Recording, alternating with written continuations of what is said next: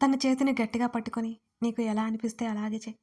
ఇప్పుడిక వాటి గురించి వదిలేయి" అన్నాను తన ఉద్వేగం చూస్తూ. "హ్మ్." నా తలని నిమురుతూ బదులిచ్చాడు అగస్త్య. "నీ దగ్గర నాకు ఏదీ దాచాలని లేదు సెనోరిటా. నీకు అనవసరం అనుకుంటాను అంతే." ఉన్నట్టుండి తన మాటలకు కళ్ళు తెరిచి చూశాను. "దేని గురించి మాట్లాడుతున్నావు నువ్వు?" అని అడిగాను నేను. "నా గురించి మాట్లాడుతున్నాను." తన మాటలకు అర్థమేంటో నాకు బోధపడలేదు.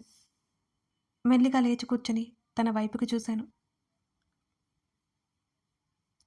2 చేతులు తల కింద పెట్టుకొని ఏసీ గాలికి సన్నగా ఎగురుతున్న కర్టన్స్ వంకే చూస్తున్నాడు తను. "ఎందుకు నువ్వు మీ నాన్నని క్షమించలేవు అంటావు కదా?" అని అడిగాడు అగస్త్య ఉన్నట్టుండి. తను ఏదో చెప్పడానికి సిద్ధపడిపోయాడని అన్నట్టుగా ఉన్నాయి తన మాటలు. నేను తన వైపే చూస్తున్నాను అలాగే. ఆయన చేసిన తప్పులకు ఫలితం ఏంటో తెలుసా? మా అమ్మ ప్రాణం. తన స్వరం గాద్గదికమైంది. వెంటనే తన తలని నా ఒడిలోకి లాక్కున్నాను. తను ఏం మాట్లాడలేదు. కాదు కాదు మాట్లాడడం ఆపలేదు. ఆయన సమస్య వచ్చినప్పుడు దాన్ని దాయకూడదు. ఆయన సమస్యకు భయపడ్డాడు. వాళ్ళిద్దరి మధ్య అన్ని అపార్థాలు వస్తున్నా నోరు తెరిచి ఆ నందిని గురించి చెప్పలేదు. ఒకరిని ప్రేమించి మరొకరిని పెళ్లి చేసుకోవడం అంత ఈజీ కాదు. ఆ విషయం నాకు తెలుసు. అప్పుడే మా అమ్మకి చెప్పి ఉండాల్సింది. సరే చెప్పలేదు అనుకో. నందిని తిరిగి వచ్చినప్పుడైనా చెప్పాలి కదా! ఆవిడకి ఇటు మా అమ్మకి చెప్పలేకపోయాను అంటారు. అది చాలా తప్పు కదా! సమయం వృధా చేశారే తప్ప నోరు విప్పలేదు. ఆయన చేతకానితనం వల్లే మా అమ్మ నాకు చిన్నప్పుడే దూరమైపోయింది. అంటూ తను గొంతుకేదో అడ్డుపట్టటిగా తన మాట ఆగిపోయింది. నీకు తెలీదు సెనోరిటా. అమ్మ చనిపోయిందన్న విషయం నాకు తెలియగానే చచ్చిపోవాలనిపించింది. కానీ ఎలానో తెలియని వయసది. నాకు అమ్మతో తప్ప ఎవరితో అటాచ్‌మెంట్ లేదు. నానమ్మతో ఉన్న అది వేరు. మా మామయ్య తీసుకెళ్తే మా అత్తయ్య భోజనం కూడా పెట్టేది కాదు. అక్కడి నుంచి వెంటనే మళ్ళీ మా నాన్నమ్మ తీసుకొచ్చేసింది. మా అమ్మ ఉన్నప్పుడే మా అత్తయ్య చాలా చీప్‌గా చూసేది. నాన్నతో గొడవ పడి అక్కడికి తీసుకెళ్తే ఆవిడన్న మాటలకి అభిమానం అడ్డు వచ్చి మా అమ్మ అక్కడ ఒక్క పూట కూడా ఉండలేకపోయింది. నాకు ఆకలేస్తుంటే ఏమార్చింది. నా ఆకలి తీర్చలేని నిస్సహాయతకు తనను తాను ఎంత నిందించుకుందో, ఎంతగా ఏడ్చిందో ఆ రాత్రి నాకు ఇంకా గుర్తుందే సెనోరిటా. బహుశా బ్రతకడం ఇష్టం లేదనుకుంటా.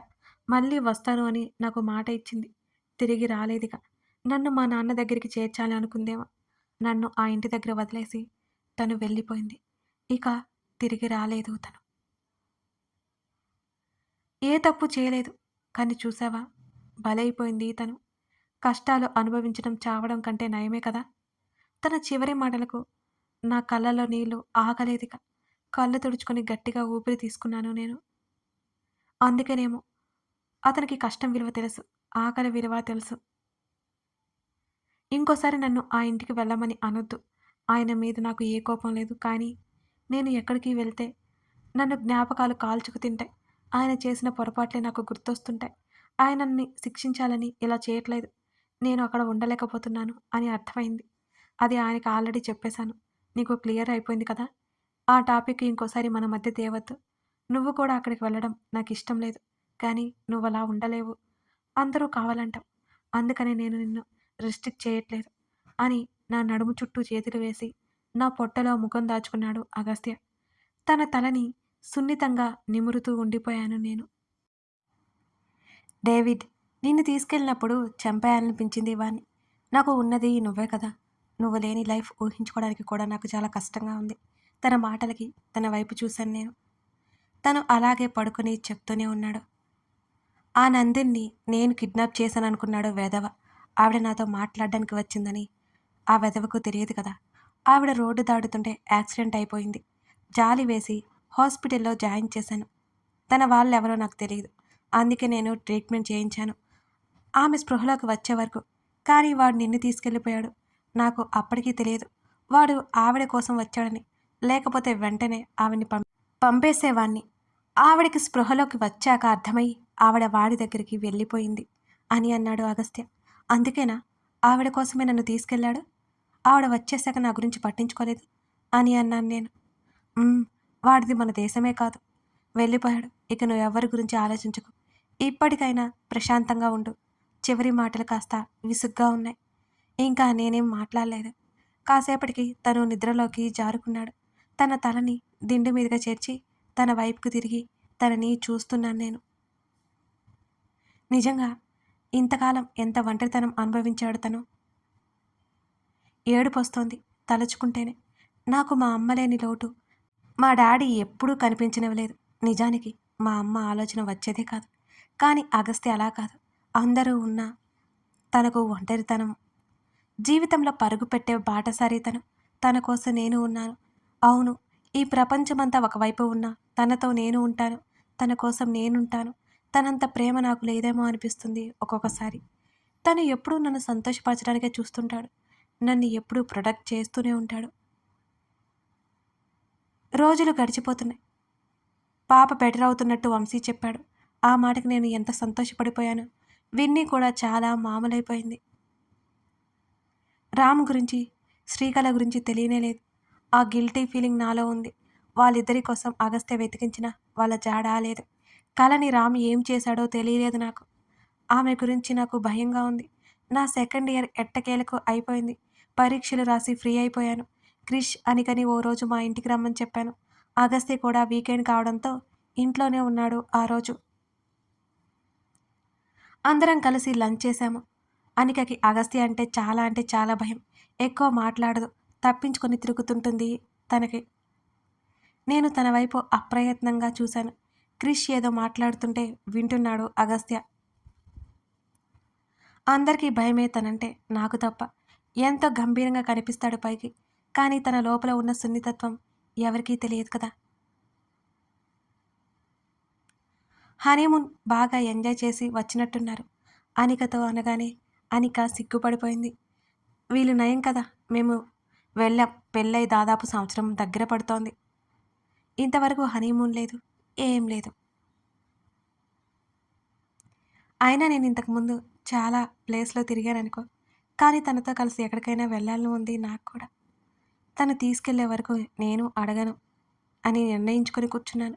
అయినా ఇప్పుడు తనకి వర్క్ డబుల్ అయిపోయింది కదా. నేను ఆఫీస్కి వెళ్ళాలని నిర్ణయించుకున్నాను. మా డాడీ కంపెనీ కూడా తను హ్యాండిల్ చేస్తున్నాడు. చాలా ఓవర్ చేసుకున్నాడు.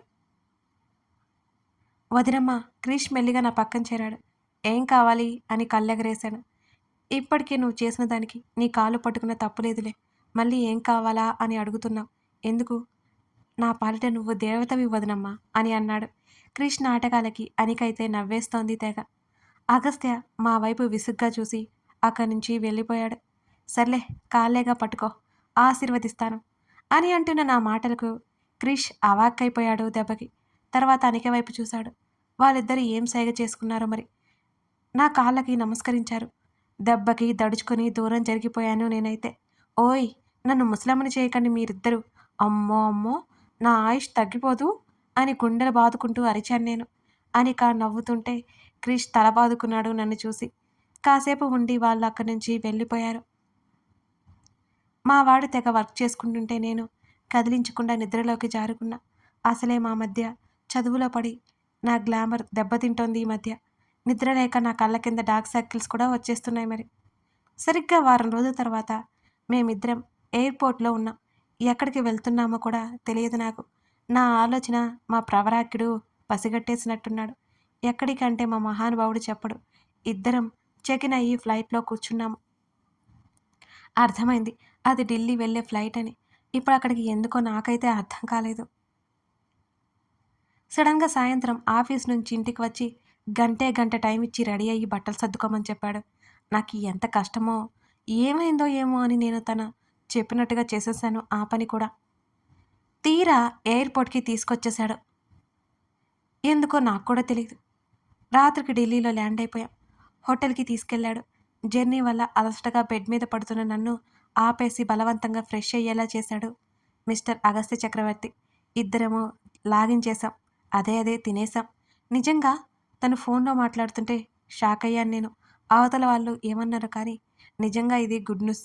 నేను చెప్పినట్టుగా ఫాలో అవ్వండి, మిస్ అవ్వకూడదు అని కాల్ కట్ చేశాడు అగస్త్య.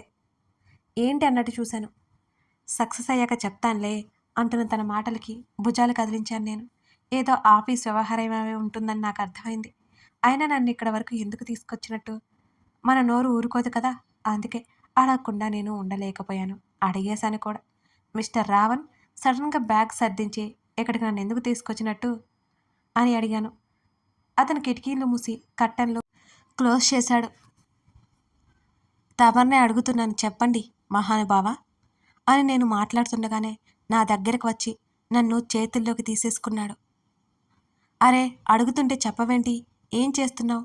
నా మాటలకి తన పెదవుల కింద మాటలన్నీ నలిగిపోయాయి. అవి బయటికి రాలేదు ఇక.